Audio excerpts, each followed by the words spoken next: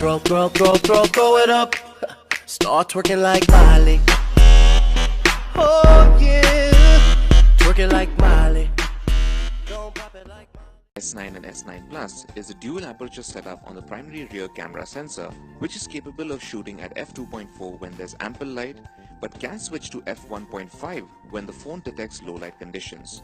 Samsung says this enables the Galaxy S9 and S9 Plus to capture 28% more light. Adding a new multi-frame noise reduction feature results in up to 30% less noise compared to the Galaxy S8.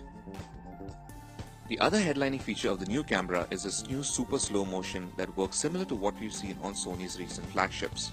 The phones are capable of recording 960 frames per second, which means 0.2 seconds of footage is stretched out to 6 seconds when you're playing it back.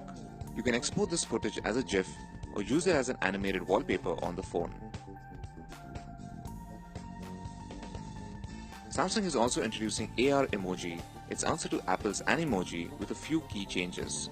Unlike Animoji, which maps your facial expressions onto regular emojis, Samsung's AR Emoji is meant to be a virtual avatar of sorts that lets you click a 3D picture of yourself and turn it into a customized emoji. You get 18 different expressions or emojis that can be used via the keyboard app on the Galaxy S9 and S9 Plus in any app and be shared with other users irrespective of the phone they are using. The final camera-related improvement is the introduction of Bixby Vision in the camera app that will now offer live translation features, the ability to recognize the buildings and other places in the frame, and even look at the food in your frame and provide information like the amount of calories in the item. This feature will be available only in select regions. Another upgrade is the presence of dual speakers tuned by AKG Acoustics on both smartphones with one downward-firing speaker and the earpiece doubling as the other channel. Samsung says this setup results in sound that is 1.4 times louder than that on the Galaxy S8. All this is backed by Dolby Atmos for surround sound, with the toggle and quick settings enabling this enhancement for any kind of audio content, according to Samsung. Though the Galaxy S9 and S9 Plus look virtually identical to their predecessors, they do pack some important changes.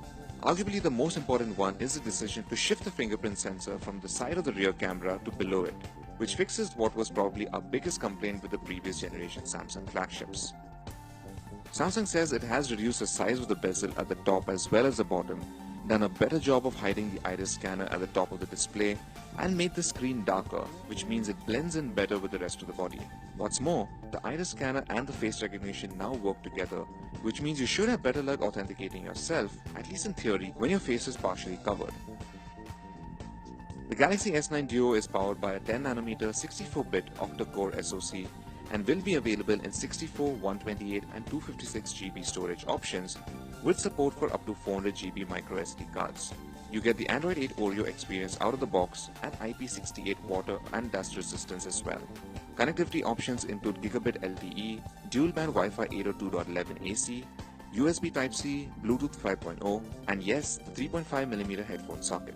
Both phones have an identical 8MP autofocus front camera with an f1.7 sensor.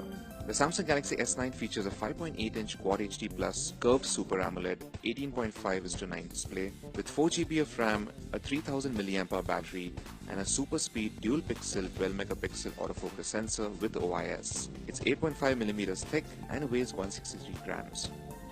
Meanwhile, the Samsung Galaxy S9 Plus packs a 6.2-inch Quad HD Plus curved Super AMOLED display with an 18.5:9 aspect ratio, 6GB of RAM, a 3500 mAh battery, and a 12MP dual rear camera setup with dual OIS. This phone is 8.5mm thick and weighs 189 grams. So that is a quick first look at the Samsung Galaxy S9 and S9 Plus.